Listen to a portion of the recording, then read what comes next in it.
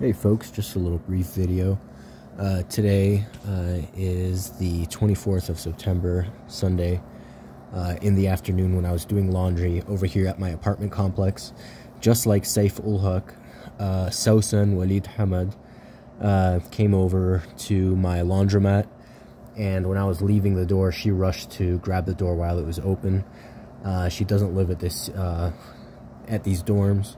She just did that to effectively break into the washing and drying machines and that are there for the tenants of this dorm apartment complex.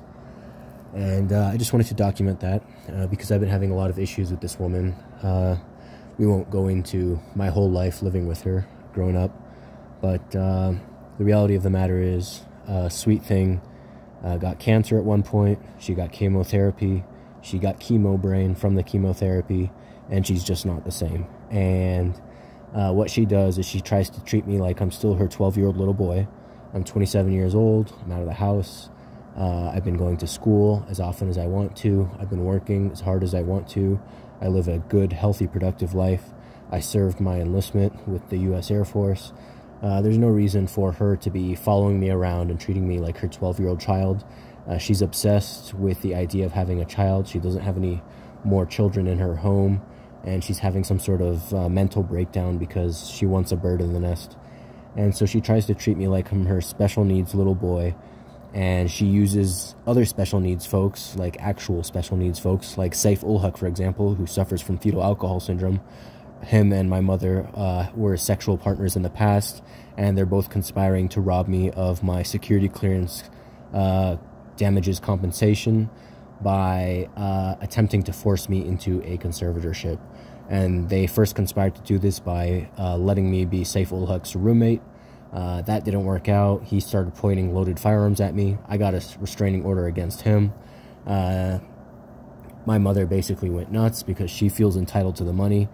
She has been involved in a scheme for over 10 years to about 11 years now to keep me from getting my security clearance and to attempt to force me under some sort of conservatorship so that she can take the compensation for all the damages that she and her friends and her co-conspirators have caused me over the past 10 years. She's friends with idiots like Lauren Boebert or Tasneem Halloum, idiots like Marjorie Taylor Greene, aka Marjorie Taylor Blowjob Machine, who is Saif ul Haq's sister, and she goes by the name Sophie, and the list goes on. So basically a mentally unstable person, an adult, senile, trying to force their way into my life. I'm not having it. She came over to Flagstaff, where she has no business, and came over to my dorm complex very specifically, and rushed to pose as if she is interacting with me, which, you know, I simply don't interact with her. It's just not worth the time, not worth the effort, and not worth the emotional damage that she inflicts purposefully every time. And so I just kind of look past her as somebody that kicked all her kids out of the house. Everybody has moved past her, and the people who haven't moved past her are kind of mirroring her behavior. And you know, everybody's living their best life, and she's just trying to drag everybody down. And so, you know, I move past that. I don't associate with her.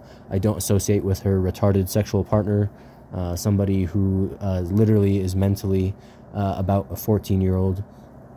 And yeah, so anywho, just had to document this because it's pretty significant that she's up here in Flagstaff. That means she's trying to force her little shitty narrative so that she can try to get control of my life. She tries to use the fact that she has a PhD in biology and is called doctor as some sort of misnomer for her being an actual doctor, and she tries to use that as some sort of prestige to try to you know, impose herself on other people's lives and try to further enslave me more than she already has for years and years. And so I wish her the worst. I don't want her in my life. It's really fucking annoying. Sometimes modern medicine keeps people alive that basically aren't fit for the real world. And it's unfortunate, you know. I wish her happiness and mental stability.